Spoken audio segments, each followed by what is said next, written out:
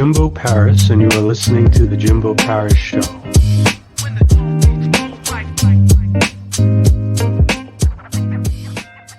Hello, how's it going again, everyone?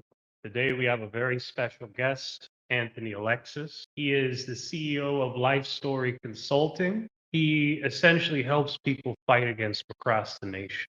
How are you going, Anthony? Doing pretty good, man. Doing good. Good to be here. All right. So, could you tell me a bit about who you are? Absolutely. So, again, my name is Anthony Alexis. I'm the CEO and co-founder of LifeStoryConsulting.com.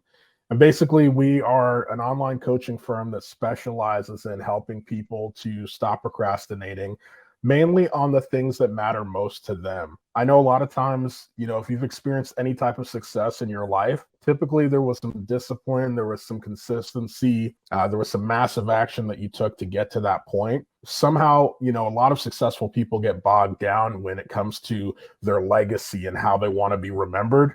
And pivoting into those types of heart-filled projects, those soul-centered projects, a lot of times can cause some new things to come up. And so, what I find is that people are surprised that they're stuck because a lot of times we don't associate success with being stuck, right? So, how did you become unstuck? Yeah, so for me, this was excruciating. This was not a journey that I would wish on anyone. I personally had experienced some early on success in my life as, stage acting as a teenager, and having songs that I'd written on the radio locally in Vegas and California. And so, I really felt like I had things figured out and I was on my way. But life had a way of teaching me a lesson and giving me some humility when, in my first marriage, my son, my first child passed away at 4 days old. And it really brought everything to a screeching halt. The career, the marriage didn't survive.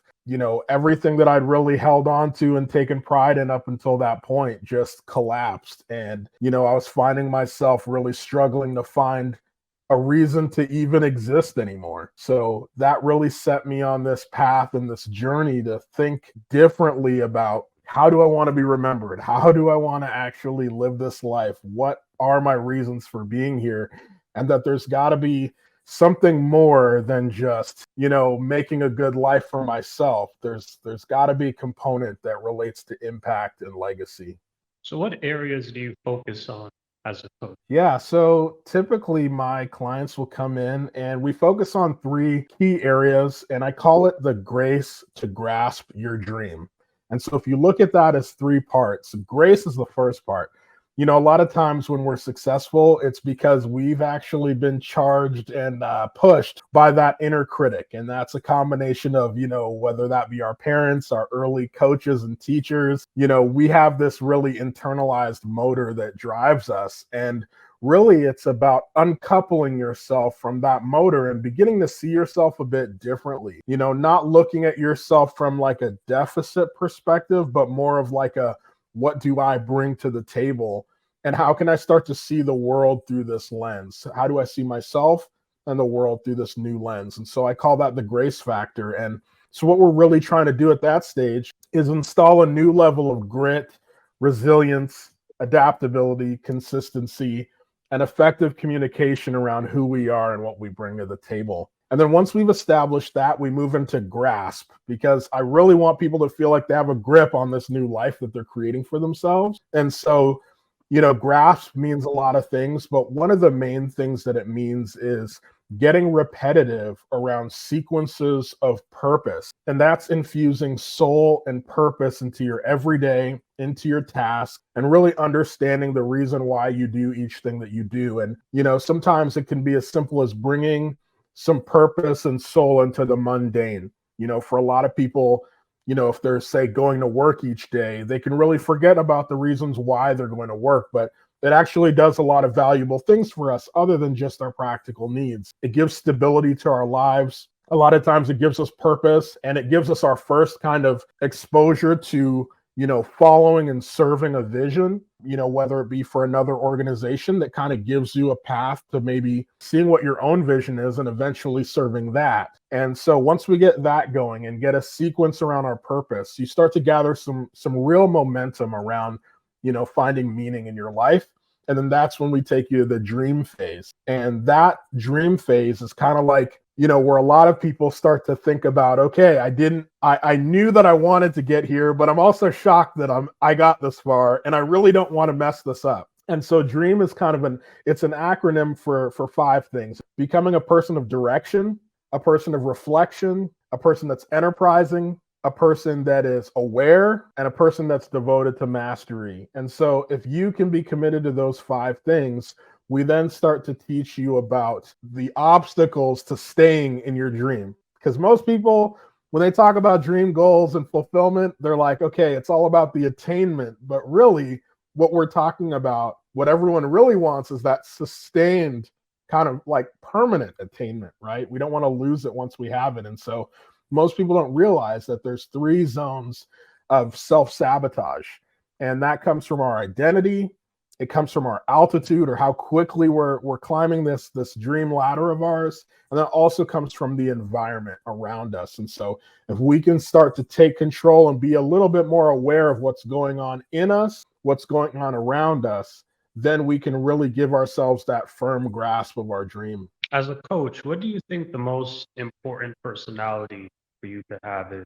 Yeah, I think, a lot of times it's really easy to think, oh, well, I got to be some type of like type A. I got to be a go-getter or something like that. But I'm really finding that whether you're introverted or extroverted, certainly it helps to have some extroverted qualities, but I think anyone can learn to have some basic foundation of charisma and networking. And a lot of times that just comes down to understanding who you are and what you bring to the table. And so some of the most fantastic people that I've followed and been coached by even have been introverts.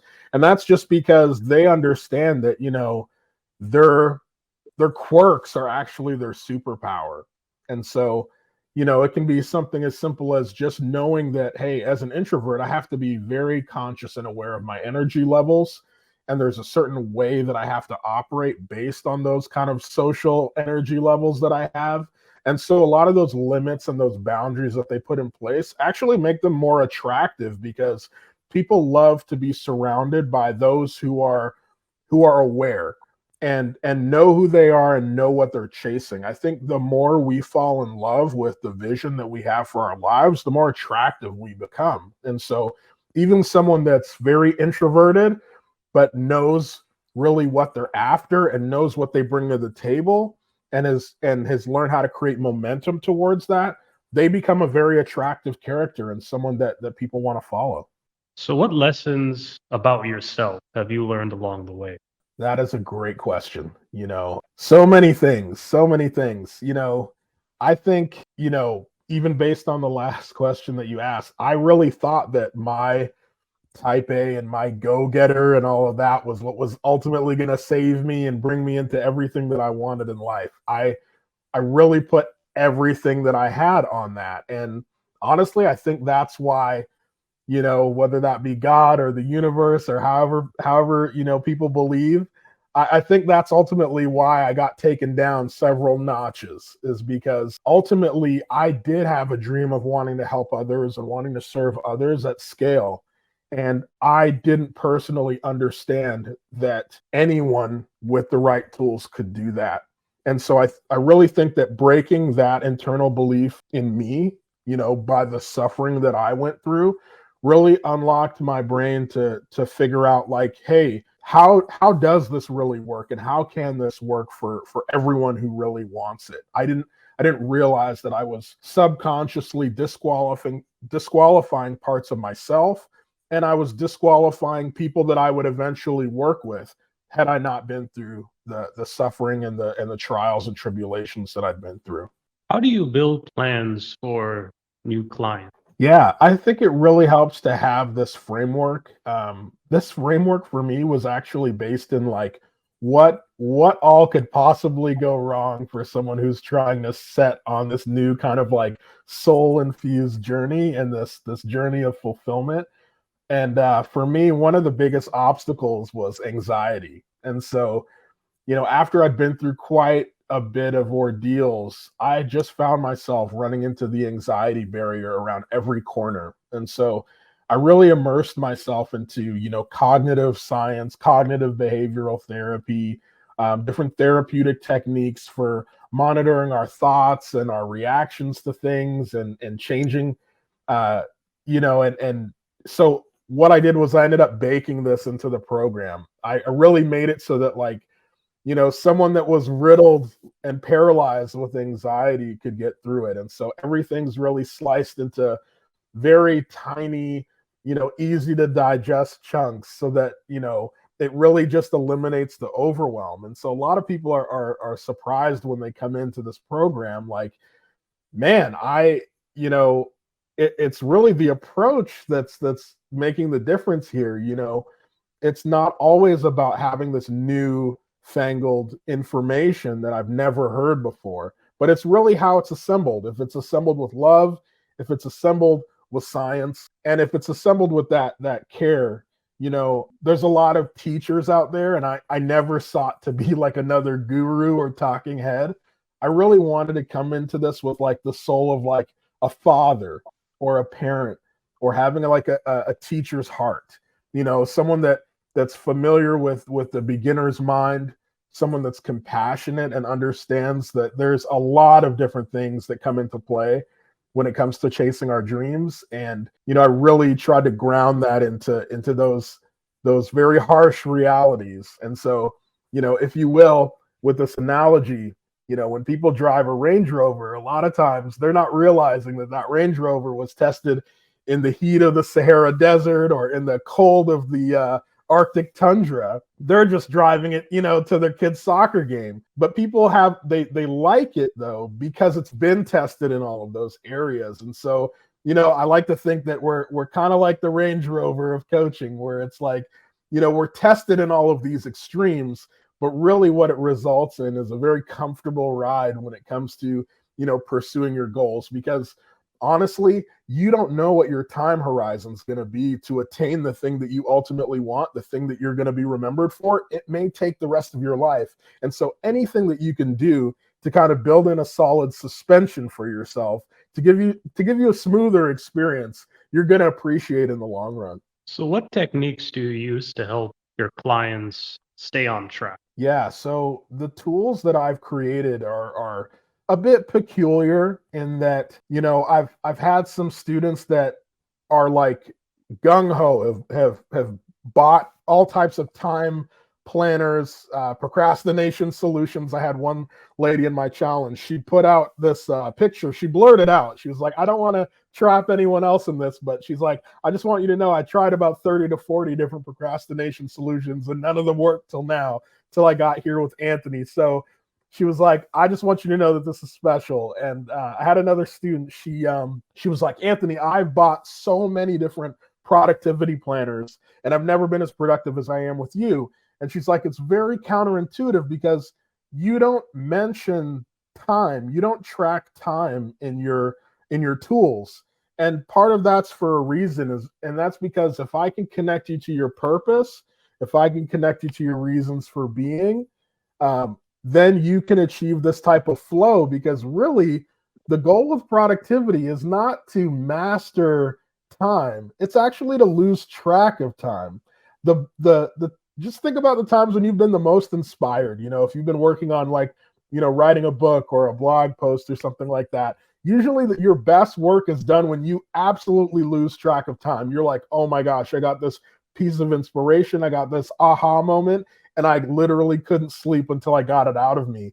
And the satisfaction that comes when you deliver like a piece of like soul infused work, those are the pieces that are going to be your life's work. We don't go to the Louvre and to museums to see, the things that people did in moments of like, practicality. We want to see the works that were done when people really got swept away and carried away. and it's that passion that comes through in the brush strokes and in the ultimate results and outcomes that my students achieve. On a personal level, what is your experience working with clients? Yeah, I never sought out to be a coach. I never, and this I'll just be transparent. This drives my wife crazy because she actually had a goal. She set a goal and an intention of becoming a life coach before we even met, and I just really stumbled into this. I really never sought out to do this. I just knew in my heart that I wanted to make my impact on the world. I wanted to be transformed myself and to help other people transform. I knew about this idea of like transcending, expectations and transcending limitations. And that's been in me since I was really, really young.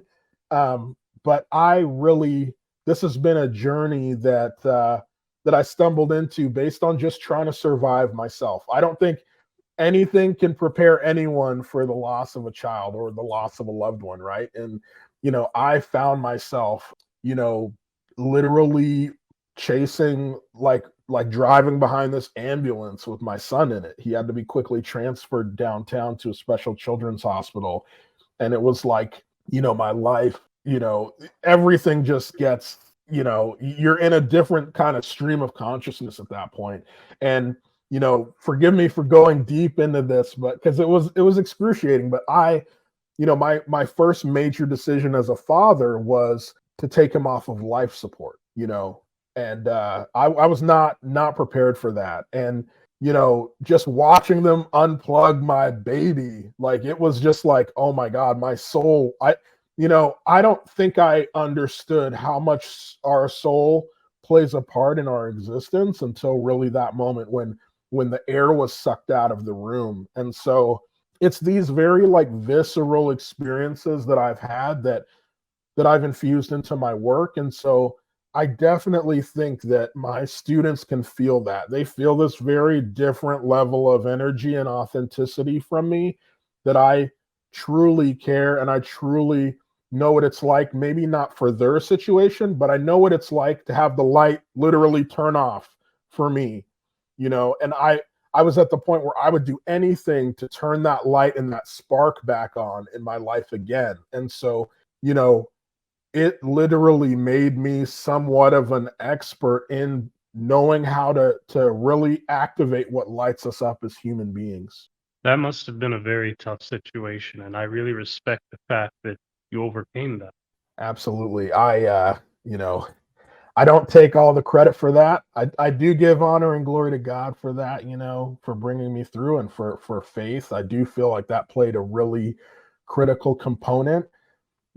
What I do doesn't require anyone to have any type of a faith background or anything like that. There's no preachiness in my courses, but it definitely is grounded in that foundation of understanding, that there are greater factors at work in our lives than just what we see.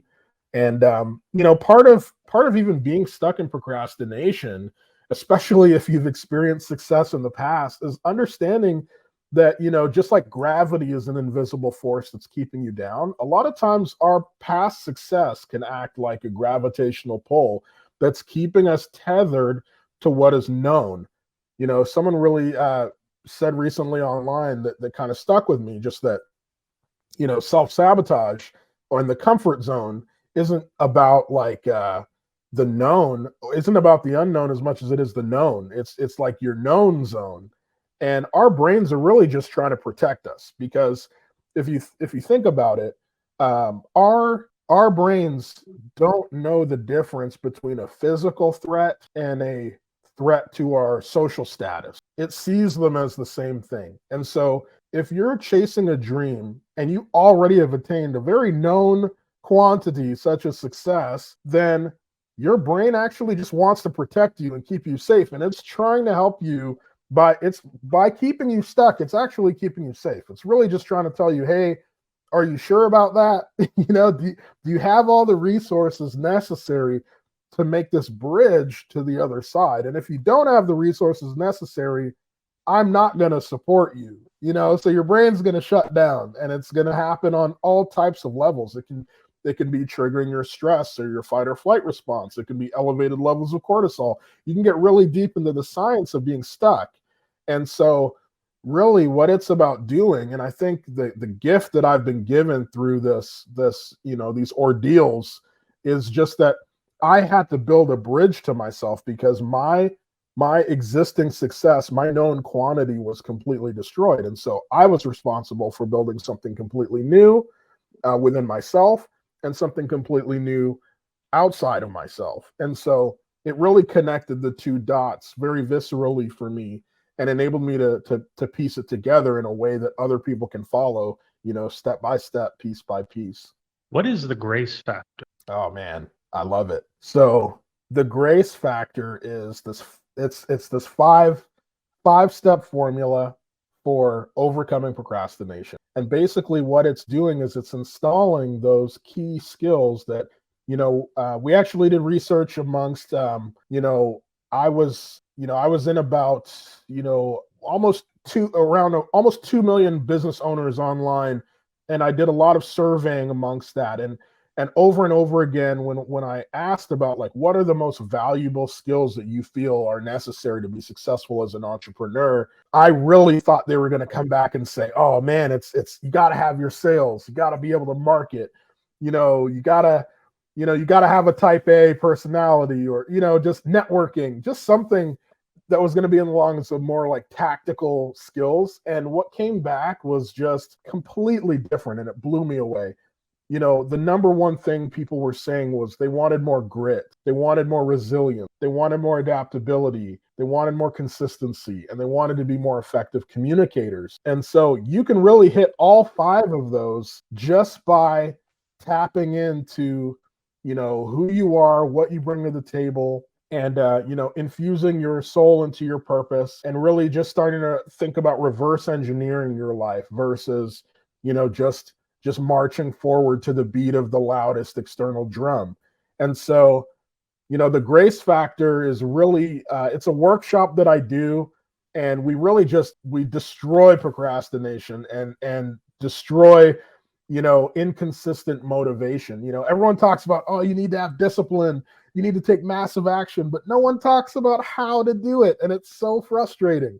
Everyone's like, be disciplined. Okay, great. I agree with that as a component of it, but how? So this really tackles the how. Like, let's help you actually, change these core beliefs around your goals, and change the way that you look at yourself, because it's not enough to just have confidence, right? Because confidence in the wrong thing can be hubris, but you want to have this kind of flexible notion of who you are, just to say that like there are certain things about me, within me, that I can dig up when I need to, and call on demand to really bring to the table, that's going to get me through those challenging times. And so we just tackle it in a really wholesome way that, you don't have to procrastinate anymore, and you don't have to rely on motivation anymore, and you can do it using science and behavioral psychology. So what are your long-term goals? Man, I I actually want to impact the global middle class. I want to see the global middle class expanded, and this might sound any type of way to someone else. If people don't understand it, they don't have to. But I have a soft spot for the middle class and what that means to society. I think it's very important to expand and sustain. Obviously, I want everyone to have their abundance. Have whatever belongs to them, whatever they're able to acquire and attain. But the family, just seeing, I got to grow up in both the US and Canada, and being a part of the middle class was really a gift for me, because it gave me a close enough idea of, I'm really blessed. I can see that there's people that I can serve, that I can help, and I can see that there's another level that I can attain. And just, I don't think there's anything necessarily wrong with being in the middle, because it gives you access, it gives you more choices. And I just feel like globally, the middle class has really been under assault, where it just seems to be shrinking and shrinking. And what that does is it hurts everybody, because there does need to be consumers in a society and there does need to be producers, and the middle class is kind of a nice tandem of both. They're not purely consumers. They are producers of these work hour units, right? So it's a fundamental building block of society. And I just feel like, the health of a nation is really determined by the strength of the families and within the middle class. And so, I've always also had a heart for the inner city, and I want to be able to make that impact, and I want to be able to support missions abroad. I grew up in a Christian home. My dad, he ran a nonprofit organization educating missionaries all over the world, and so I got to see that up close. And so, that was an organization near and dear to his heart. And so, my goal is to really try to make as broad and as meaningful an impact as possible. So what services are you offering?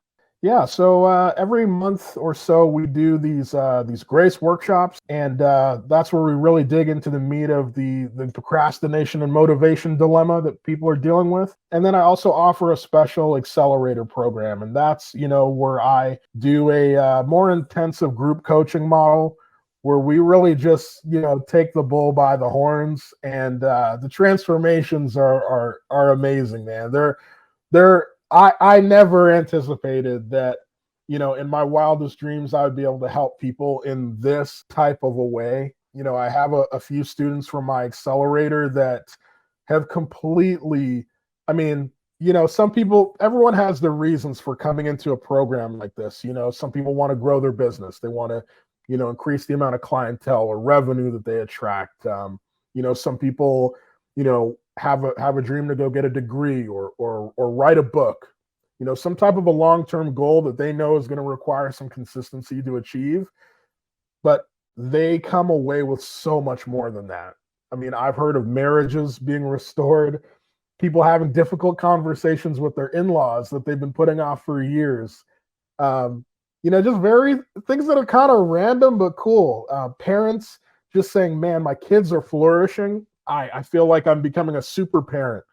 I know exactly what I'm doing to control the atmosphere and the almost a spiritual temperature of my house, and they're really seeing that they can create this kind of incubator effect for those they love. And so I've just been really, blessed to have this coaching practice now and be able to see people accelerate, beyond their wildest dreams.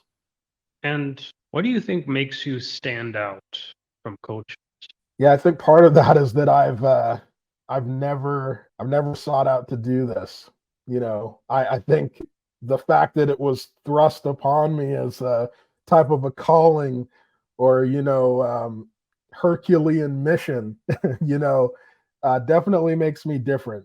People can tell I'm not, I'm not coming at this from like this ivory tower of rules and frameworks that I was handed, in someone else's program or certification. It's really everything that I've done has been grounded in the reality of my own personal experience, and then crossed over into the sciences, and I've been able to blend and infuse something that's really powerful as a result. My first business coach, she knew that I was trying to get out there, and before I even had anything created, she did me a solid and promoted me to her list of over 25,000 people. And she was like, Anthony's going to get you unstuck. And I was just like, oh my gosh, like, this is amazing, but how am I going to do this? And so that really put me in a position and put the right amount of pressure on me that I knew I had to create something that wasn't just going to be anecdotal, right? Like, it can't be just based on my experience, because how do I know? How can I, ensure that it's going to have that transformational effect on someone that might have a completely different story? And so that's where I really had to broaden my outlook and really get some scientific instruments involved and assessments. And so, I took those experiences, I took that knowledge, I grounded it in that, and then I recalled, some of the CBT and psychological frameworks that I experienced in my own therapeutic journey, and just infused it with that as well. And that's been a recipe or a cocktail for success for me. So What advice can you give to anyone?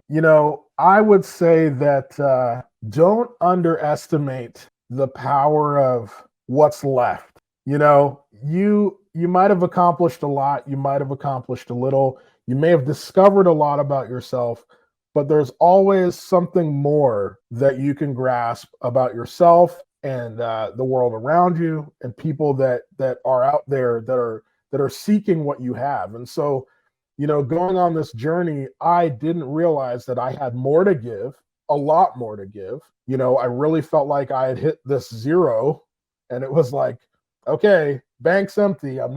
There's nothing left. And that wasn't true at all. In fact, it was the opposite. This was a gift that was going to unlock even more abundance. And so, there's this passage in scripture that talks about strengthen that which remains. And there's nothing wrong with putting strength into the thing that remains, because it's that small thing.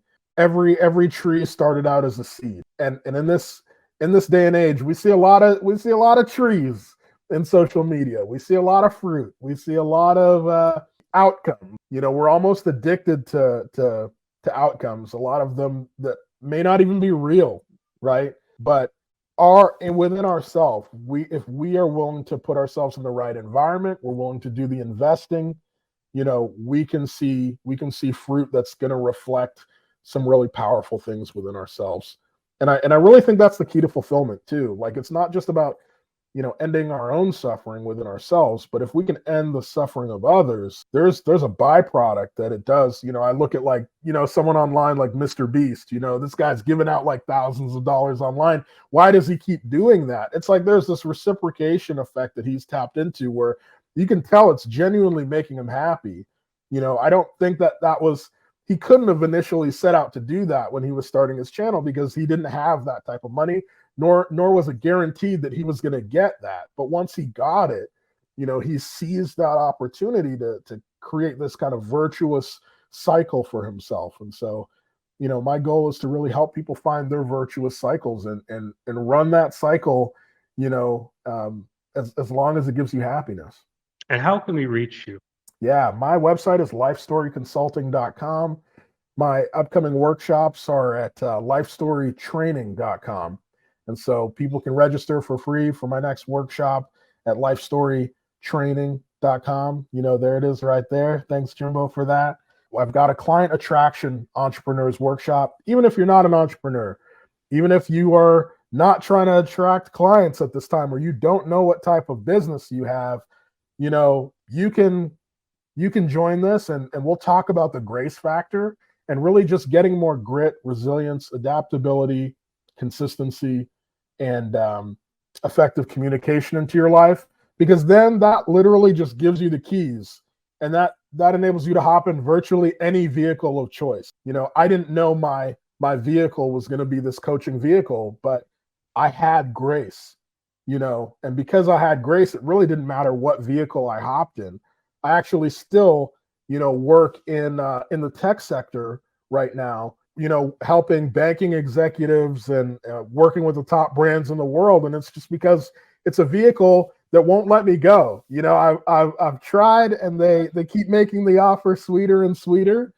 And so I'm just rolling with it. And because they're making the offer sweeter, it is opening doors that are allowing me to find more fulfillment where I am there too. So I just want to give people the keys. The keys are out there and they're available. And things that are powerful tools are worthy of being invested in. There is power to investing. I don't want people out there to just be a freebie chaser their whole life. Like, that's not going to get you anywhere. The things that you really want a lot of times can be hidden behind, people get frustrated at those paywalls, but the paywalls are there for a reason. It's because there's value. And King David said that I will not offer a sacrifice that costs me nothing. He wasn't willing to bring a sacrifice and call it a sacrifice and yet not pay the price for it. And so if you can really teach yourself and train yourself to get excited about paying the price for things, that is really going to change the game, because I will never let a paywall get in my way. If there's something that I want or a result that I'm chasing, it's going to cost something. And what you're paying for is you're paying for the curation of information. You know, a lot of times people don't understand that like your time is valuable. And so if you have a ton of time and you want to curate and go about, you know, and search the interwebs yourself and try to figure everything out yourself, that's fine, but it's going to cost you time. What you're paying for is the acceleration and the curation. And so, you know, this has been a secret of the wealthy for a long time, is they always invest in consulting, in coaching, in advising, you know, in the multitude of counselors there is safe. And so, you know, people that are successful, they leave clues. And one of those clues is being willing to invest in education. Excellent words of wisdom. I want to thank you again for being on the show, Mr. Alexis. And I also want to thank you as the audience here for watching the show. I'll see you all next time. Thanks so much for having me. I'm currently working on a passion project that I'm really excited about, but I need your help to bring it to life. We'll be launching soon our very own Jimbo Paris Academy. And this is going to be about aspiring creators and creating concepts. Thank you for your support. I'm sharing free bonus content to supporters. So let's make some amazing content together. Our affiliate partner, LifeWork Systems, focused on helping create a better collegial environment, looking at the mental health of business workers, business employees, and overall bringing the business up.